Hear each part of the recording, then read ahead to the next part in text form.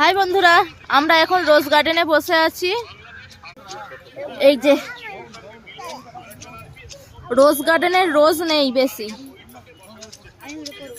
রোজ গার্ডেনে যদি তোমরা ঘুরতে আসো অবশ্যই আশ্বিন মাস করে আসবে। এই ডিসেম্বর মাসে কোনো কিচ্ছু না। আশ্বিন মাস করে আসবে, ডিসেম্বর মাসে কিচ্ছু না। একটা ইংলিশ একটা বাংলা বলার কোনো প্রয়োজন ছিল না। বলতে পারছি যে মাঘ মাসে আসবে, কোনো মাসে যদি আসবে, পৌষ মাসে আসবে।